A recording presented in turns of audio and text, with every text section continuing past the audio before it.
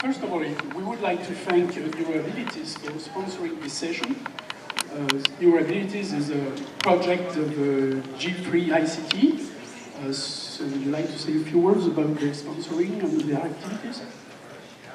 So some of you know that NCAN is partnered with Neuroabilities, and they are interested in the issues around accessibility and user participation and making sure that BCIs and neurotechnologies in general do not develop without input from the user.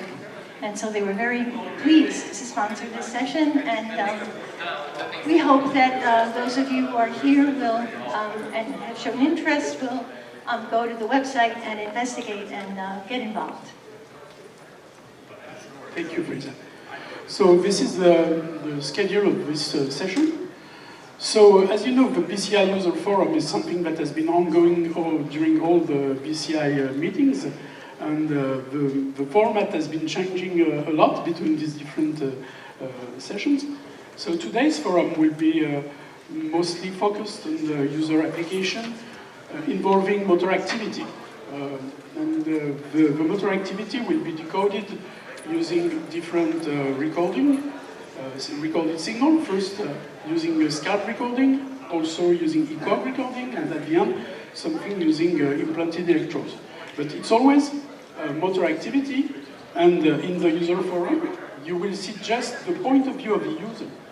The goal is not to describe the system itself or the algorithms ongoing in the system, but just to show the user point of view, the way they use the system, the way they were sometimes involved in the development of the system.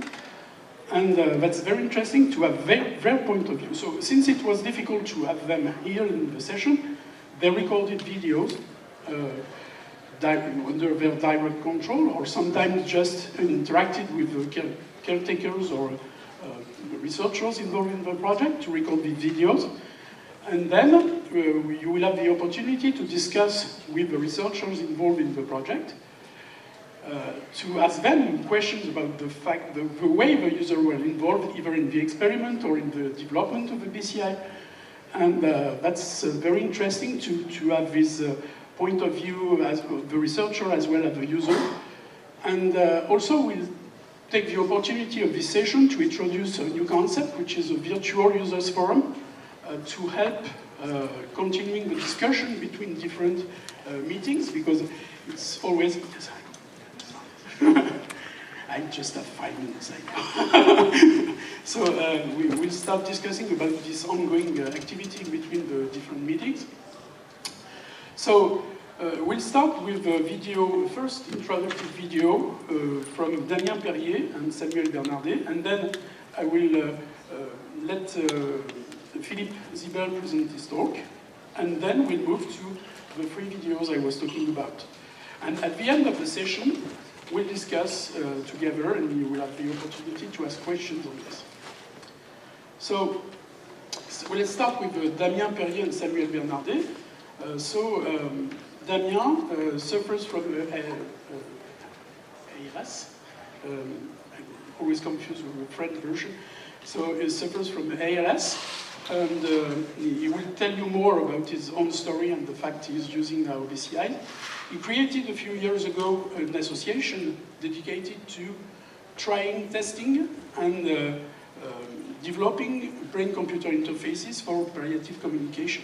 So the user is Damien, and the video was prepared with the help of Samuel Bernardet, his pal, who is working with him also on developing new technologies for communication and how we can use it for real-life communication.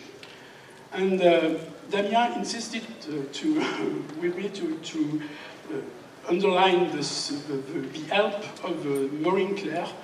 At the beginning of their experience, she was researching in the INRIA Nice, Sophia Antipolis, and she provided the source code of a P300 speller that they were using with Damien just to start the experiments. So I will start the video. It works. Hello, I am Damien Perrier, and I'm going to present you my point of view on non-invasive brain-computer interfaces.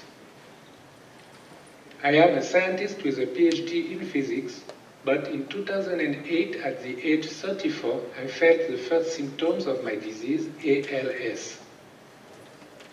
Since 2012, I've been living connected to machines to breathe and eat, but if my body does not respond anymore, my brain is still working at 100%. And thanks to an eye tracking system, I was able to write 3 books. Dialogue about my story, a handbook of facts about daily life with the disease, a novel of adventure and magic. In 2018, I created an association which aims to study and test different BCIs. I tested the first system 2015. It was a P300 speller developed by Inria and connected to a MRI headset. I was able to read a speed of 16 seconds per letter, but the calibrations were tedious and the sessions could not last more than 30 minutes because of the wet electrodes drying too fast. Here is this BCI in operation. Speed is accelerated 5 times in this movie from 2015.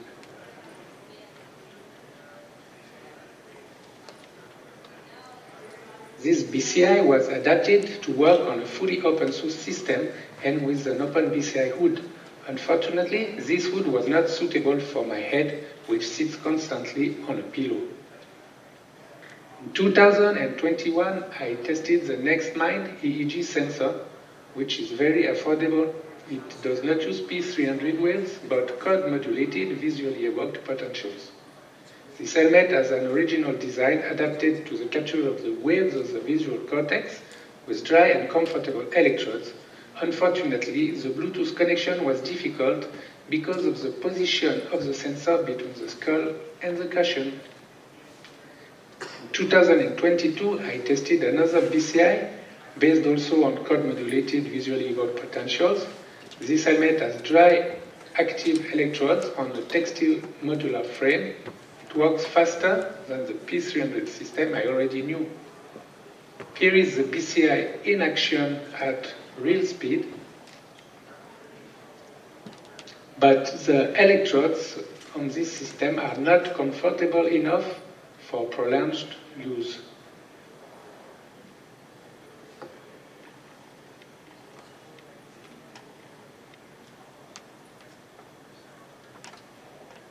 Here is a summary table of the different systems tested with their cost and operating principle.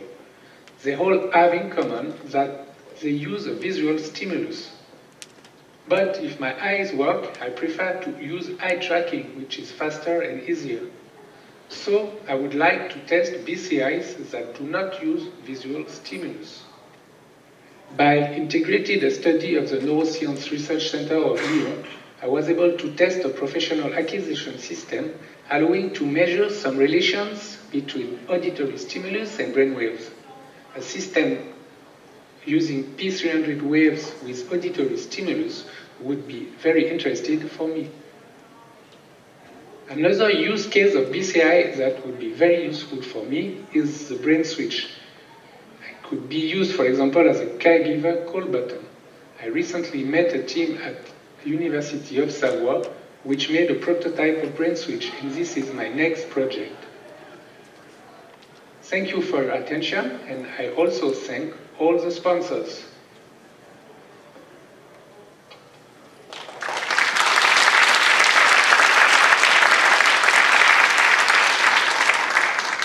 So thank you. I will send your thanks to Damien and Samuel since they could not attend the meeting. So as you see, he has many projects. He's not just participating to projects, he has projects by himself. And wants to cooperate with as many researchers as possible. So I will give you his contact if you want to. It's already on the slides, but I'm not sure that the slide will be available. Anyway, it's possible to contact Damien. and please feel free to contact him, he will be very happy. So, now I will let the stage to Phillip Ziebell. You will have the opportunity to present yourself and your work because there are so many authors that I don't want to make a mistake.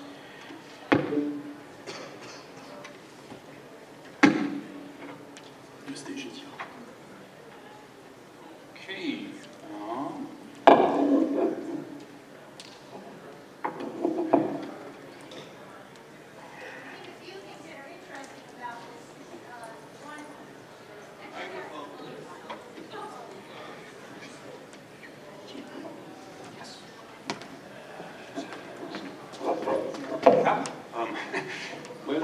Here you can have some personal insights on what I do when I don't do BCI research.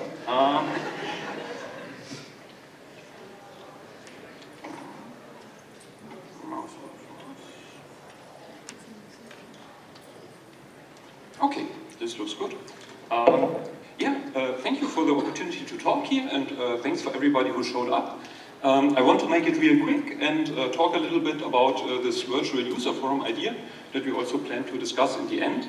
And what we did here is a study to establish community support and design ideas for such an interactive BCI virtual online forum.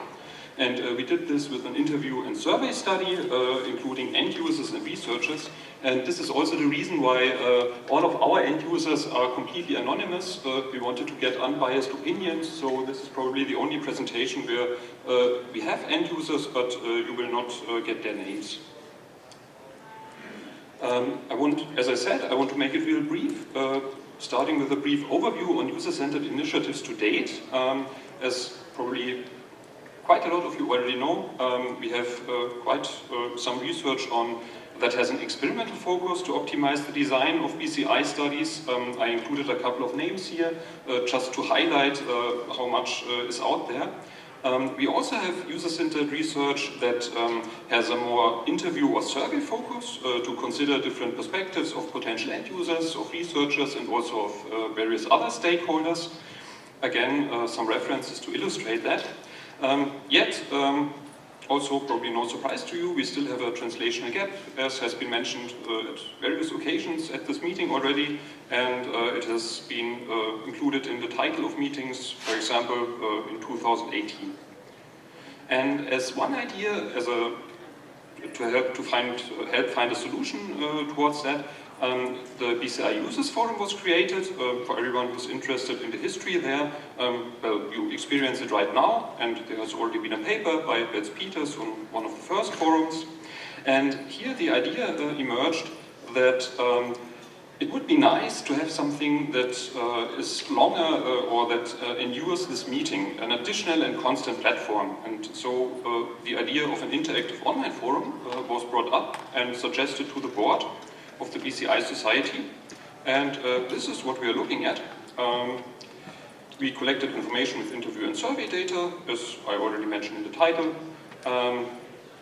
This was our background idea, and all those questions revolved around various online forum possibilities. To make it really simple, we asked, for example, if people were interested in something like modern social media stuff, like Facebook or Reddit, for example, or if they were more interested in something like a classic online forum, as you can, for example, find on als.net or on the Society of Psychophysiological Research that some of you might be familiar with. This was the broad idea of our questions. And a brief overview of the basic results. We could collect several end users and researchers. We had all in all 6 severely paralyzed end users, where we did more detailed interviews. If you're interested in the very details, you can come to my poster later or quickly look at this slide. We had 121 BCI Society researchers who participated.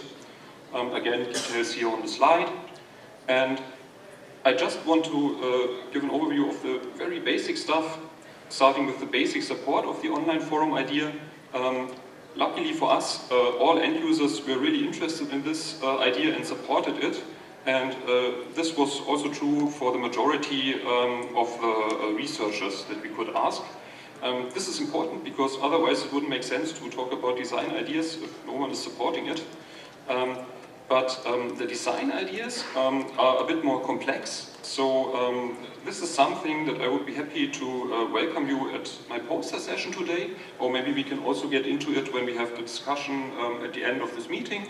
I have several tables for you, but as I said, it would probably be a bit too much now. So just look for this poster. And we already also have a manuscript available online if you're interested in the details. And yeah, as a last thing, I want to stress that we all see this as a step-by-step implementation with an ongoing feedback process. So it's not like we have a definitive solution there, but we try to get some steps, or at least one step, closer to this idea of having something like a permanent online forum. And as a last thing, as this forum here is also about personal experiences, a little anecdote from travels that we had to potential end users before this online user forum idea was suggested. We are located in Würzburg, so kind of the central, lower center of Germany. And our first travels were a little to the southwest, then southeast, then a little more to the southeast, then quite a little more to the northeast, quite a little more to the north, and in the end, quite a little more to the north. And while this was also fun and adventurous, with nice car trips with my colleague Matthias, who is also somewhere here, and some train trips that maybe were more adventurous, we had a re-emerging theme already there. And even though the idea wasn't there yet, for all the involved end users, researchers, and stakeholders like family, for example, they all mentioned that an interactive online BCI forum would be highly valuable, and we often were the first and closest available contacts who could be asked about specific scientific BCI information.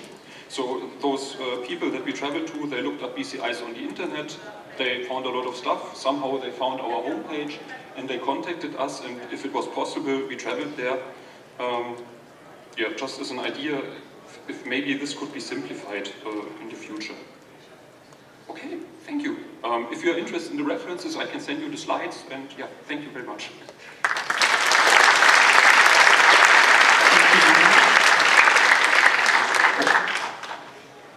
So I propose to leave the questions for the end of the session.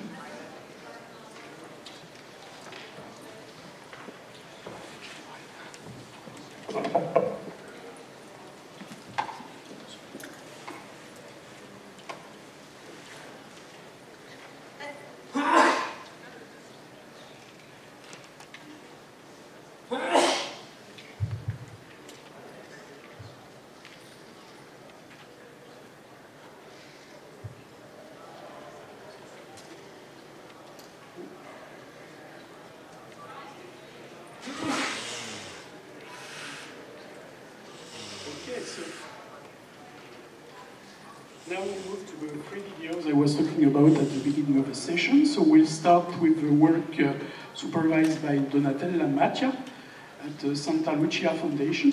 And she will present us the application and the user involvement in the application, but she has already done this in the workshop this morning. So she will do it again for all the people who were not attending this forum. It's better if you sit so you can see the videos. Hello, good afternoon everybody, and so this is a brain-computer interface system applied for promoting functional motor recovery after stroke, particularly of the upper limb. And there is a huge group of research behind this, and patients, of course, they are the main actors of all of this. So the system very briefly works by means of EEG, as you can see, and so the patient is asked to image, opening or closing in the hand, and the affected hand, so the paralyzed hand. And so very simply, when the classifier recognizes the EEG patterns, then we'll control and close or open the hand. I think it's more than enough, and that's... Thank you.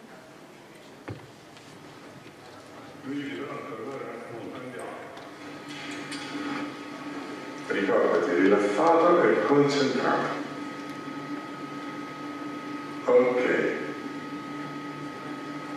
Distogli lo sguardo dalle mani, bravissimo, e pensa a qualcosa che ti distrae. Via.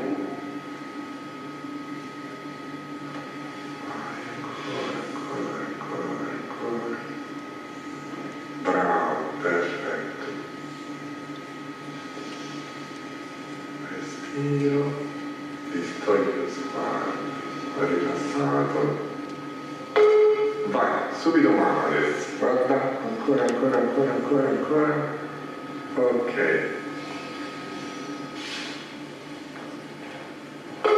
Via, guarda la mano, movimento, bravissimo.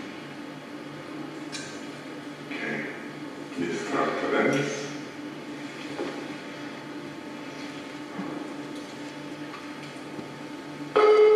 Via la mano, subito mano, forza.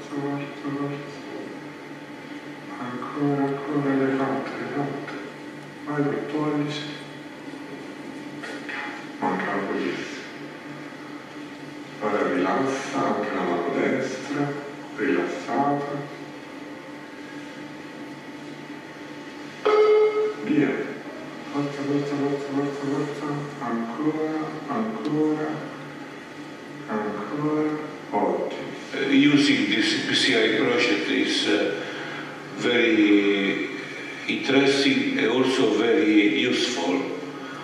I think that my brain needs some help to reconnect my left hand and left arm. And the PCI is exactly what I need. At the moment I am more able to extend my finger, close and open the hand. Also, when I close my hand, it's more strong. The sensation is very good. I want to say thank you all the staff that work in this project. I also want to say that I hope that this project can help other people apart me. I want to say thank you also at the Santa Lucia Foundation. It's very important. Thank you, Luigi. Thank you.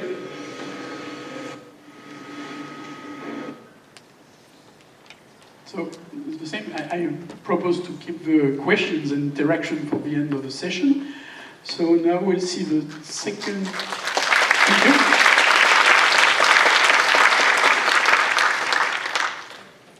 We'll see the second video based on motor analysis, presented by Robert Gaunt from the University of Pittsburgh. So I'll let you present your work.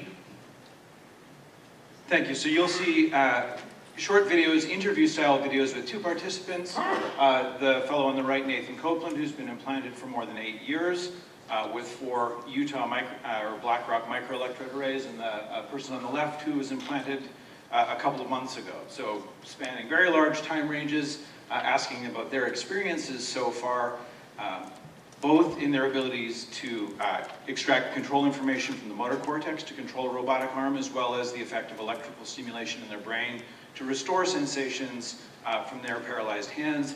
And while I'm presenting this here, this really represents the work of a large group of people.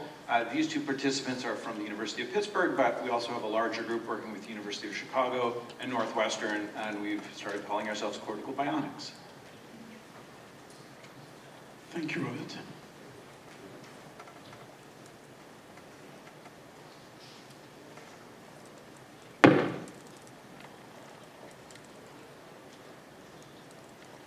My brain-computer interface is implanted into my motor and sensory cortex for my right arm.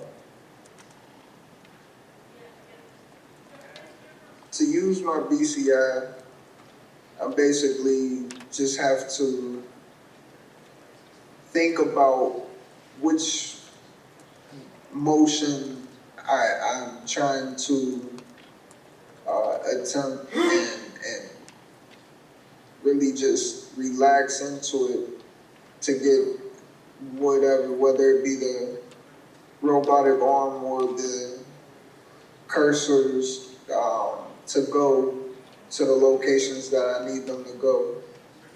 I also, you know, when I'm stimulated, I kind of feel tingling in whatever channels they're trying to stimulate, depends on where I'm gonna feel the stimulation.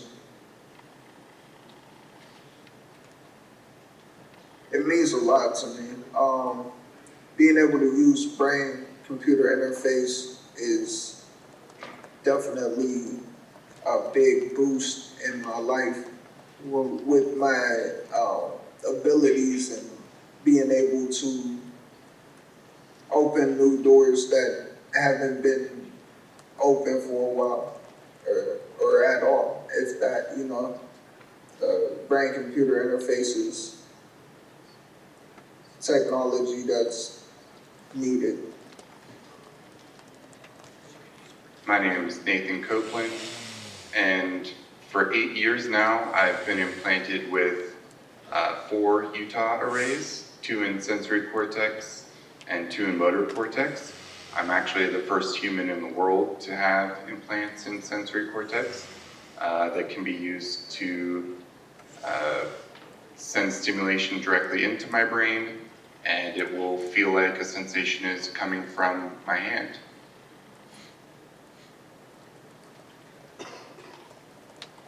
Using BCI is really cool. It's super intuitive for me. Basically, you know, if I'm controlling a robotic arm, I'm just thinking about moving my own arm in the same directions. And if it's a computer cursor, it's, you know, basically the same thing. I'm just thinking and it's moving, which is super cool.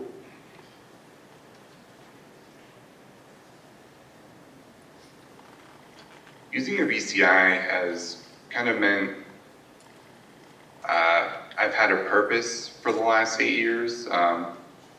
You know, I joined the study really wanting to help push the science forward so that future generations could use even better versions of this technology. And basically, for 8 years, I've been getting up and coming into the lab 3 days a week and having fun.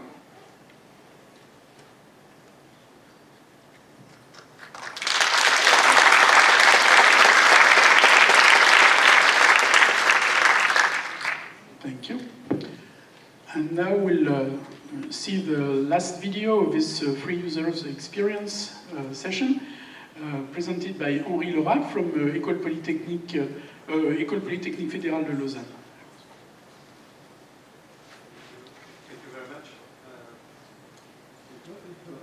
So here you will see our participant Gertjan, who has been implanted with 2 different systems. One a BCI system over the sensory motor cortex, epidural ECOGs, and one system over his spinal cord, below his lesion, so he has a spinal cord injury for more than 11 years, and he has been implanted under his spinal cord lesion to stimulate the dorsal roots of the spinal cord and elicit movements from his own legs. So it's a BCI system that will trigger movements of his own legs, and he uses the system to walk. I have a spinal cord injury at C5, C6, and recently I've been implanted by a brain-spine interface. So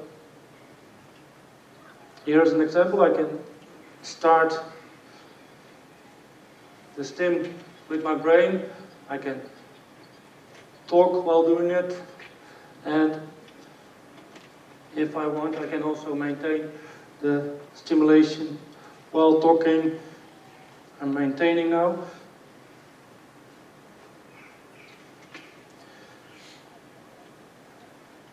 Now this feels more natural. I can control the step length, I can stop here, I can make it bigger. It's It's freedom, which I didn't have with the foot sensors before. I can stop right now, and I can continue whenever I want. A tactile-based interface allows him to interact with the software to launch an activity, adjust the headset position, and modify the stimulation ranges. This configuration is completed within less than 5 minutes, after which the participant can leverage the brain-spine interface for neurorehabilitation.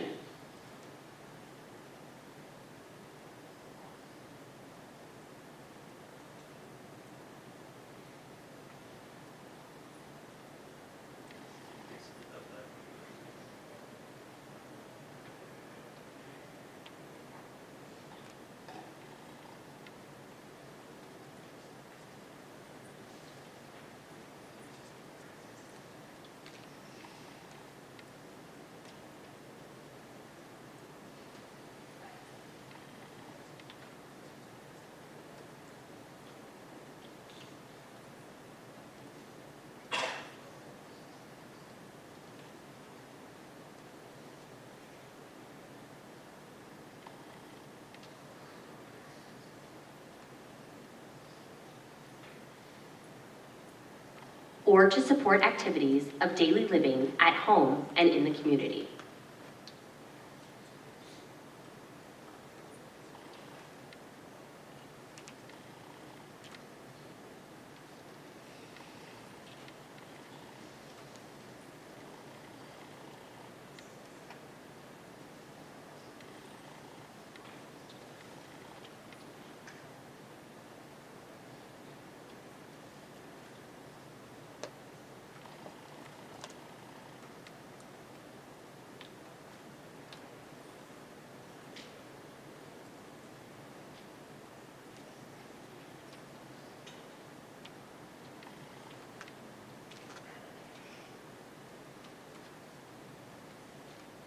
I have a spinal cord injury.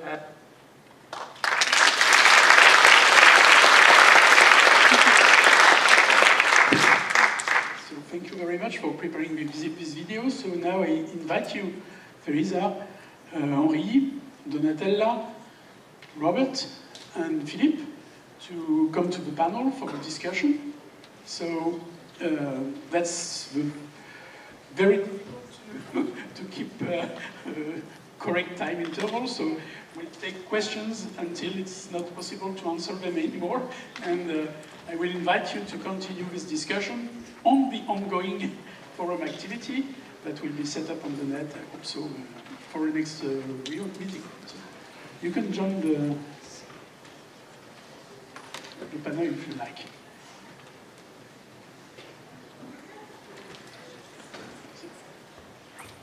I have the first question.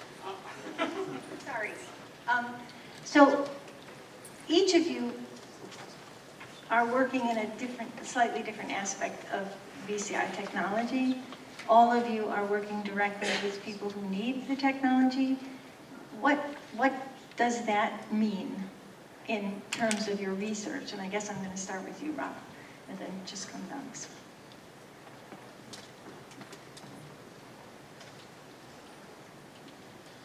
So working with 5 or so people now who have had spinal cord injuries or other significant paralysis. Obviously this is the first place where we need to start. We can't really make any progress at all without them. But beyond that, I think it's given us a lot of insight, not only into the performance of the technology in a broad group of people, but also in a chance to get to know the people and what they want to use their brain-computer interfaces for. We saw some great demonstrations or presentations earlier on about art, and so in fact some of our participants have become quite interested in painting or art, ways to express themselves beyond sort of our immediate scientific and research goals. And so usually when we're beginning to work with a new participant, we ask them if they have their own personal goals that they want to try and achieve during the course of the trial. And so that's been insightful, I think, for us, because it helps us to think about, again, to push us beyond our maybe somewhat constrained view of how somebody else should use a system, and the more important question of how do they want to use it, and what new problems might we need to try to think through to support the way that people want to use their own systems. Because in the end, hopefully we're going to get to the point that these things are operational in the home, by people all the time by themselves, and we want to make sure that the systems that we're working on now will support all the different sorts of applications that people will want to take on in the future. Thank you. Yeah, very good points, and I agree completely. So, also what the patients were reporting, and what our patient reported, is that he feels being part of research and being involved almost as a researcher.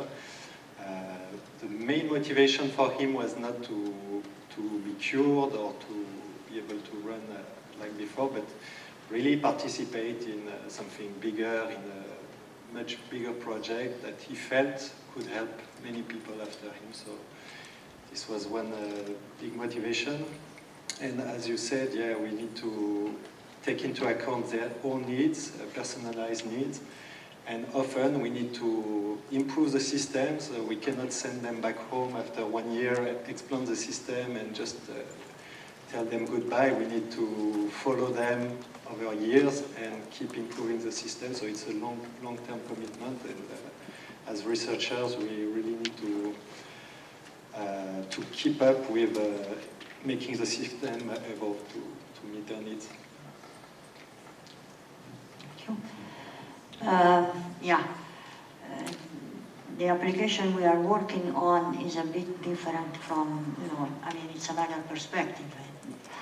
We are not developing or testing systems that go home with the end user, but rather they are used within the hospital during the rehabilitation period. So the idea is that the patient would go home and using his or her own arm. But, of course, it is useless to say that this type of research, even more, would not exist without the participation of patients. And it is, to me, it's the most somehow emotional part is that when they say that they know they are doing something that does not will completely help them now, but they are part of something that will be useful for other people in the future. And I think Luigi said something like this in the video. So I think, yeah, that's it. Yep. Wow, what can I add to that?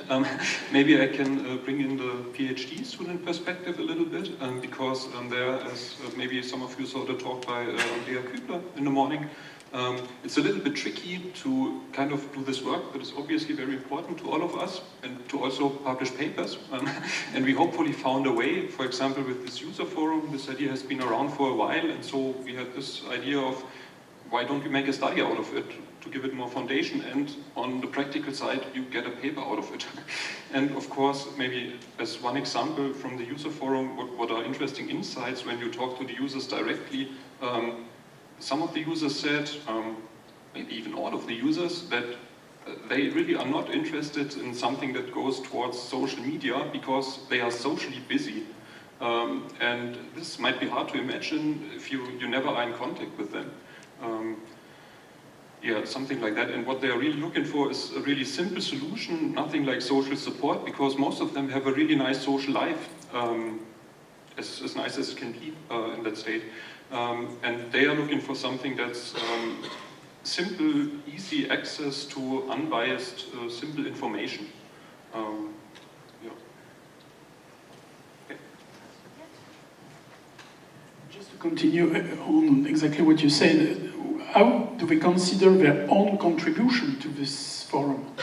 I mean, to get information is one side of the coin, but on the other side, what would they like to do to contribute to the forum, to add more info, more something specific to their own experience?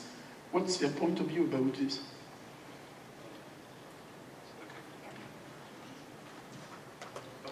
there actually were various ideas because all the users had different life histories. For example, quite similar to, I think it was the very first user, we also had one user in the study who had a scientific background, and he proposed stuff like to present lectures or to upload lectures, and also kind of following up on what Donatella just said, they all seem to have a great need of making it easier for the next people who will be affected by this condition.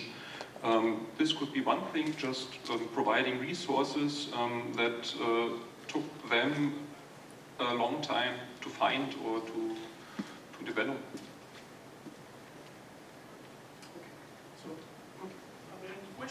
We have time for maybe 2-3 short questions before the end of the session. One comment and one question. Thank you, it was excellent. Everyone's perspective was wonderful. The International Society for Augmentative and Alternative Communication is just a few years older than the BCI Society. We already have a users forum. We also have a speakers forum where people who rely on AAC can be contacted, especially for pre-service education in universities to give lectures to students. So I'm happy to set you up with that group. My question then is, were any of the participants today involved in the design of the BCI from a user-centered design or participatory action research perspective?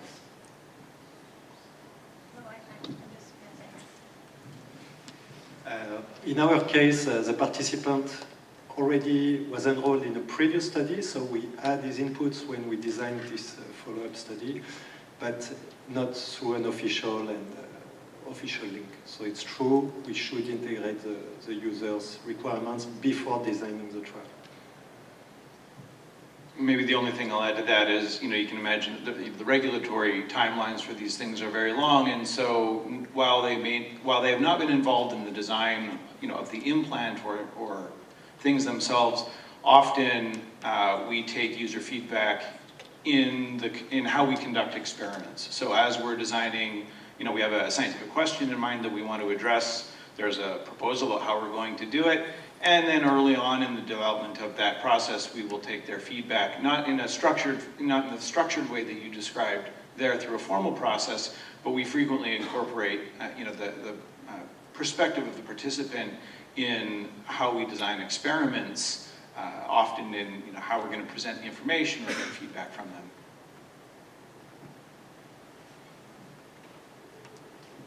Okay, in our case, not now, because the prototype has been developed some time ago, but at the very beginning, we involved neurorehabilitators first, when we had the idea to design something that would, be like what you have seen.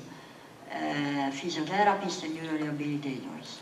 Then we went, once the prototype was developed, we had a focus group, also with patients.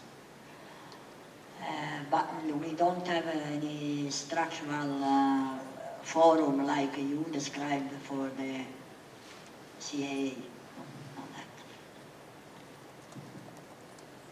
So maybe in the case of Damien Perrier, he has not been involved in the development or even the specification of the BCI he has tested, but he would like to. He is in contact with many research teams in France, and he would like to develop a brain switch, just a brain switch to call a caretaker or just communicate, and he's really eager at getting involved in the research project. I just want to say one other thing about that video, which I'd seen a few times, but this time it really came across that each time he used the system, and this was probably very deliberate on his part, he made a point about what the weakness was. And and each of the systems the systems that followed had some tweak of that. And so I guess I feel as if, it's a task of all of us to listen listen to them. I mean, not just in our own research and in our own design, but to listen to what they have to say about other research, about their research experience with other groups, about and their hopes and desires, you know. And I guess that would be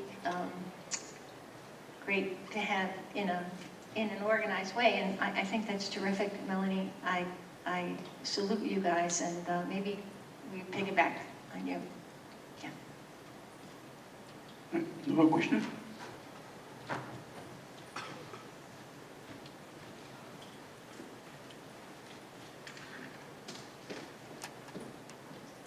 Hi, thanks for this wonderful forum and going up and showing all these excellent experiences from the users. Piggybacking some on Melanie's comments as well as what I've heard here, a bit of a comment there of most of us in the room who work with participants and patients and really those who are kind of part of our lab get these great insights. I'm wondering how as a society we can bring that to others here. And so I guess the question to you guys are, how many of those that you work with did you invite to the BCI Society meeting here?